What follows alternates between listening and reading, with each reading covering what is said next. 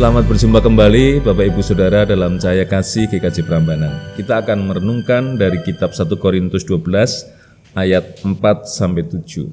Demikian.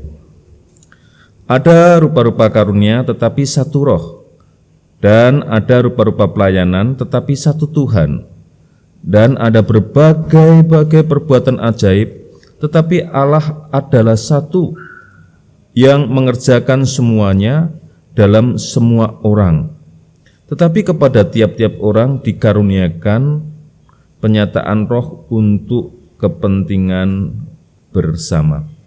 Demikianlah firman Tuhan. Berbahagia kita yang membaca firman Tuhan, merenungkan dan mengerjakannya dalam kehidupan setiap saat.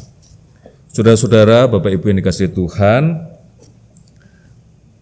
latar belakang kota Korintus pada waktu itu adalah jemaat yang majemuk, karena Korintus kota perdagangan, jadi ada banyak juga orang saudagar-saudagar yang kaya, tetapi ada juga seperti kota besar, ada sekelompok orang dari kalangan bawah, dan ada banyak juga kehidupan malam di sana yang luar biasa. Jadi penyakit-penyakit sosial juga merebak di kota Korintus.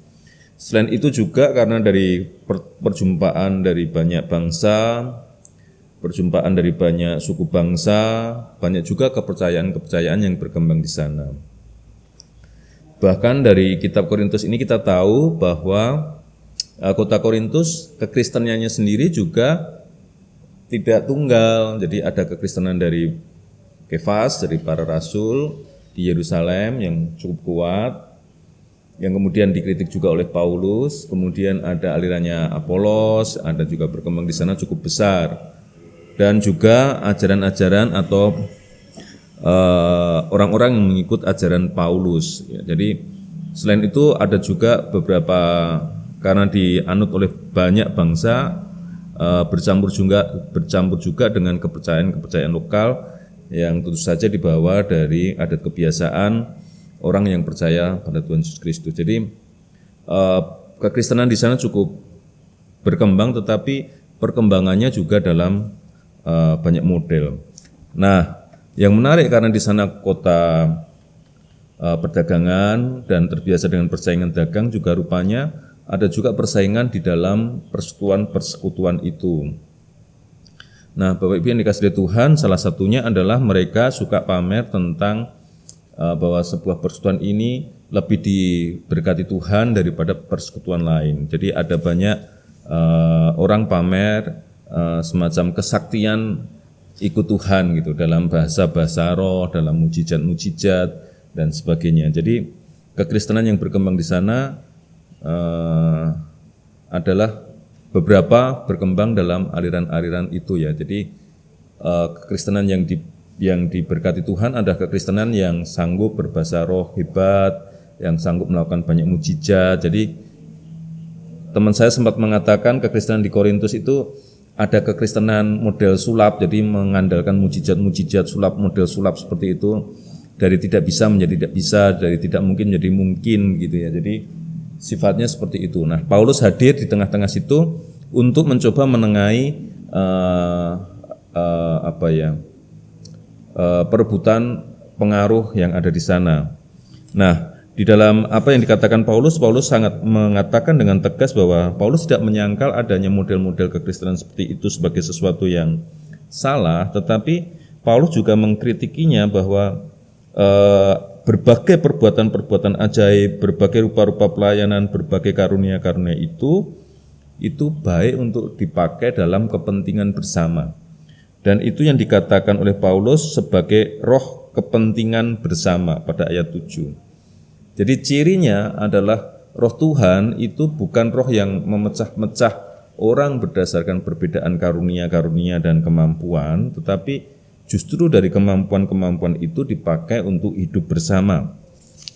Jadi di sini kemudian kita dapat belajar bahwa Paulus mengajarkan satu ajaran yang menurut saya bagus sekali, karena memang roh Tuhan tunggal, Allah tunggal gitu ya, Allah satu, dan dia bekerja dalam banyak rupa, dalam banyak karya gitu ya. Jadi memang harusnya kemampuan setiap orang atau karunia-karunia setiap orang itu dalam rangka hidup bersama menjadi lebih baik. Nah, kalau ini bisa dikerjakan, tentu hidup di kota Korintus atau persekutuan di sana tidak penuh dengan persaingan, tetapi kehidupan berumat kepada Tuhan dalam kebersamaan dan saling menguatkan.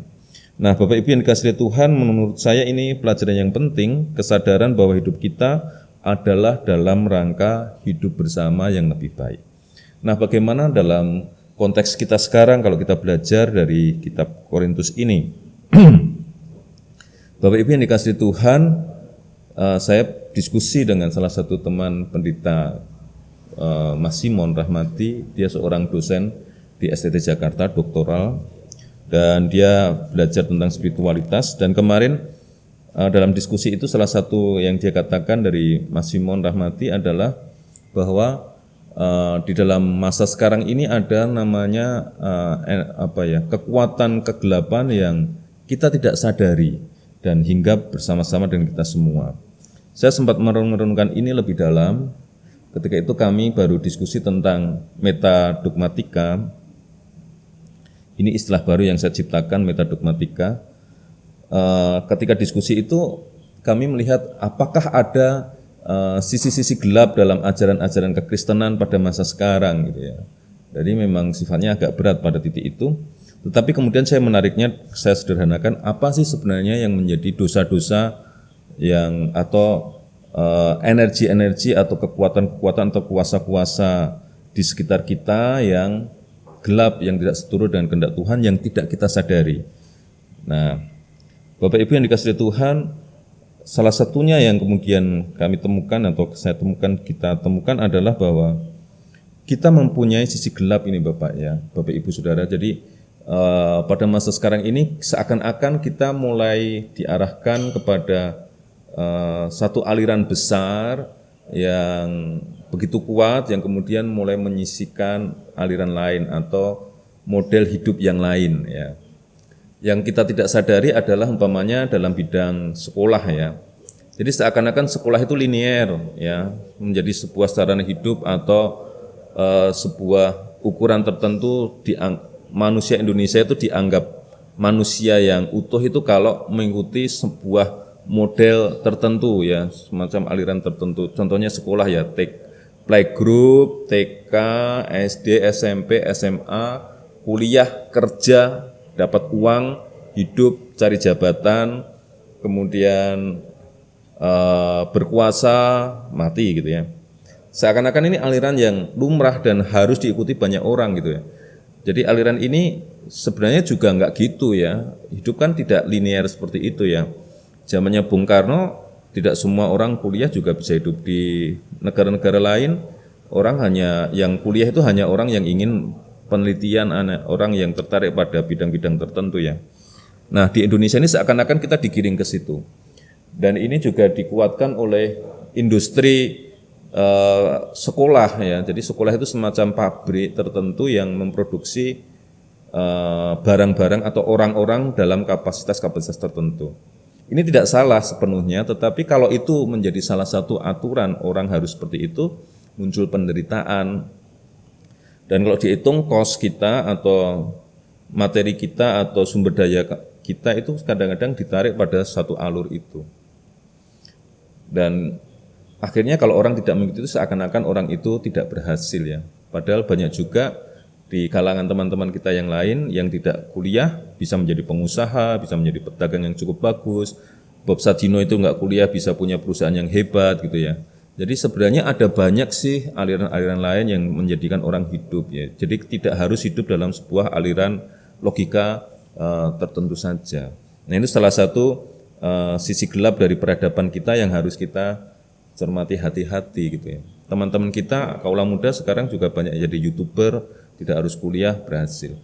Dan ini yang kemudian logika ini ketika tidak disadari menimbulkan banyak permasalahan, umpamanya sekolah online dan sebagainya. Kok sekarang anak-anak sekarang modelnya sekolah seperti ini, tidak seperti dulu? Ya memang zamannya berbeda.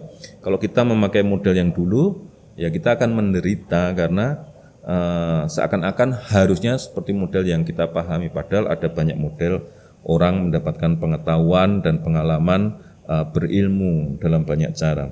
Nah, ini Bapak Ibu yang dikasihi Tuhan, contohnya dari kesalahpahaman dari realita pada masa sekarang ini. Dalam hal-hal yang lebih sederhana umpamanya, ada kesadaran sisi gelap yang lain adalah ketidakpedulian pada hidup bersama. Nah, ini penyakit yang sangat parah yang banyak orang tidak rasakan ya.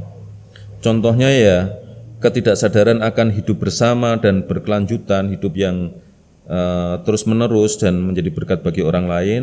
Ini contohnya banyak orang itu tega pada orang lain, tega pada sesamanya, mementingkan diri sendiri, mementingkan kesenangan sesaat ya.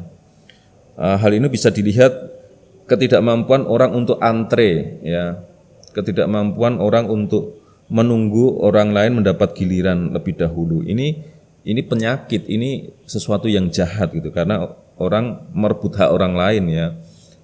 Kalau orang antre itu kan diumpamakan haknya itu berdasarkan urutan tertentu. Tapi kalau orang menyerobot itu kan berarti dia ingin menguasai hak orang lain ya. Nah, kemudian orang dengan sembarangan membuang sampah di tempat lain ya. Saya pernah melihat itu orang pergi ke kantor membuang sampah di sungai dekat rumahnya BG itu ya. Jadi buang di sana. Jadi itu contohnya buang sampah sembarangan itu ya. Itu juga tidak peduli pada lingkungan, tidak peduli pada orang lain ya. Itu jahat itu sebenarnya.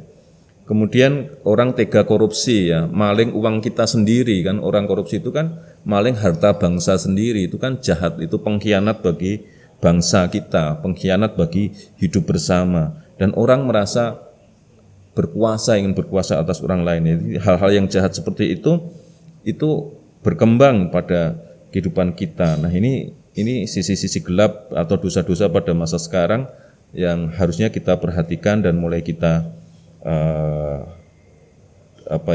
menjaga jarak dan bahkan tidak ikut di dalamnya dan mencegah itu terjadi.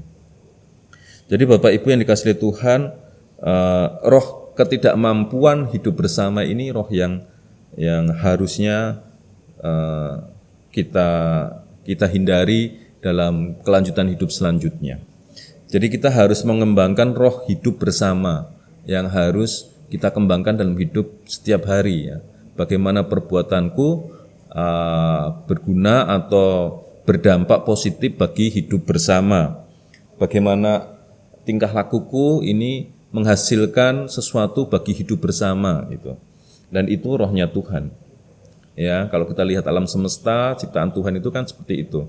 Dia selalu ada sisi lain yang menjadi dampak positif bagi kehidupan orang lain gitu ya. Rumput itu mengeluarkan oksigen dan sebagainya, dimakan ternak mengeluarkan kotorannya pun bisa dimakan tanaman lagi gitu ya. Jadi ada sisi kehidupan bersama yang berkelanjutan dan itu memang ciri khas dari ciptaan Tuhan dan menurut saya ini menjadi rohnya Tuhan. Nah, karena itu Bapak Ibu pada sisi ini belajar dari Korintus, mari bersama-sama mulai sekarang kita putuskan nih dalam setiap pengambilan keputusan hidup kita, tingkah laku kita pikirkan apakah ini berdampak baik, positif bagi kehidupan bersama apa tidak ya. Kesadaran ini yang harus kita ajarkan terus-menerus bagi kehidupan kita pribadi maupun bagi generasi-generasi pada masa sekarang. Jadi menghargai orang lain, menghargai eksistensi ciptaan Tuhan yang lain sebenarnya juga menghargai Tuhan dan juga menghargai diri kita yang sedang bereksistensi ini. Karena itu mari bersama-sama kita hidup dalam semangat ini, hidup dalam roh kehidupan bersama. Kiranya Tuhan membantu kita untuk lebih bijak lagi dalam mengerjakan kehidupan kita dan kita semakin bersukacita karena kita tahu bahwa kita tidak sendiri, kita bersama dengan ciptaan Tuhan yang lain yang telah mengkontribusikan yang terbaik bagi kita. Maka tugas kita selanjutnya adalah juga mengkontribusikan atau memberikan hal yang terbaik juga bagi sesama dan seluruh ciptaan Tuhan. Tuhan telah memberi yang terbaik bagi kita, mari kita memberi yang terbaik bagi seluruh ciptaan Tuhan dan bagi kemuliaan nama Tuhan. Tuhan memberkati kita semua. Amin. Mari bersama-sama kita berdoa. Bapa yang penuh kasih, bantu dan berkati kami supaya kami mengerjakan hidup kami di dalam semangat yang mendukung kehidupan sesama kami dan mendukung kehidupan seluruh ciptaan-Mu. Berkati kami ya Tuhan, dalam nama Tuhan Yesus Kristus. Amin. Tuhan memberkati.